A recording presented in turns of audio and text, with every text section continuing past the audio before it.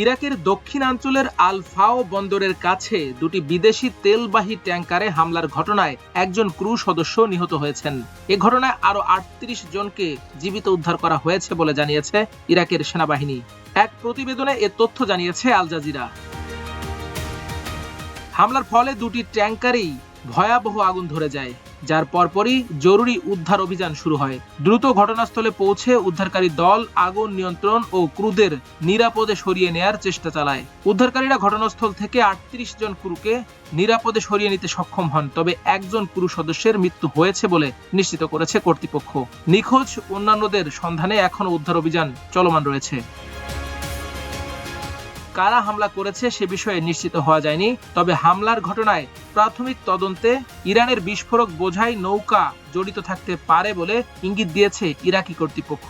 একজন ইরাকি নিরাপত্তা কর্মকর্তা রয়টার্সকে জানিয়েছেন, তদন্তের প্রাথমিক তথ্য অনুযায়ী হামলাটি চালানো হয়েছে বিস্ফোরকবাহী ছোট নৌকা ব্যবহার করে, যা ইরানের সঙ্গে সম্পৃক্ত হতে পারে বলে সন্দেহ করা হচ্ছে।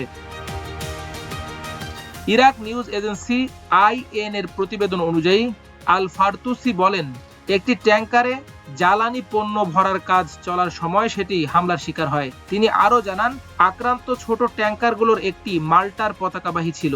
জাহাজটিতে বিস্ফোরণ ঘটেছে, তবে এটি সরাসরি হামলা নাকি দুর্নিয়ন্ত্রিত বিস্ফোরকবাহী সুইসাইড বোর্ডের মাধ্যমে ঘটানো হয়েছে তা এখনো স্পষ্ট নয়।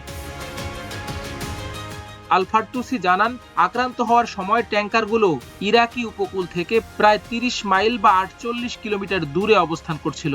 ঘটনার পরপরই নিরাপত্তা বাহিনী তদন্ত শুরু করেছে। হামলার ধরন ও এর পেছনে কারা জড়িত থাকতে পারে তা খতিয়ে দেখা হচ্ছে।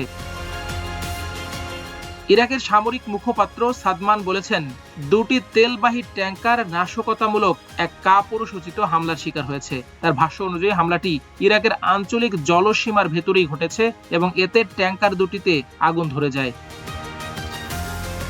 ইরাকের সেনাবাহিনীর পক্ষ থেকে বলা হয়েছে, এ হামলা দেশটির সার্বভৌমত্বের স্পষ্ট লঙ্ঘন। এ বিষয়ে প্রয়োজনীয় আইনি পদক্ষেপ নেয়ার অধিকার ইরাক সংরক্ষণ করে বলেও জানানো হয়।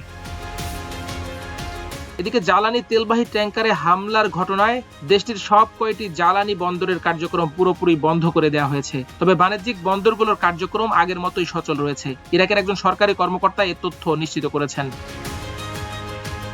মধ্যপ্রাচ্যে চলমান সামরিক উত্তেজনার মধ্যেই এই হামলাকে আঞ্চলিক জ্বালানি নিরাপত্তার জন্য বড় হুমকি হিসেবে দেখছেন বিশ্লেষকরা। বিশেষ করে পারস্য উপসাগর ও হরমুজ প্রণালী ঘিরে বাণিজ্য পথে হামলার আশঙ্কা আরও বাড়ছে বলে মনে করা হচ্ছে। মাল্টিমিডিয়া ডেস্ক, আমার দেশ।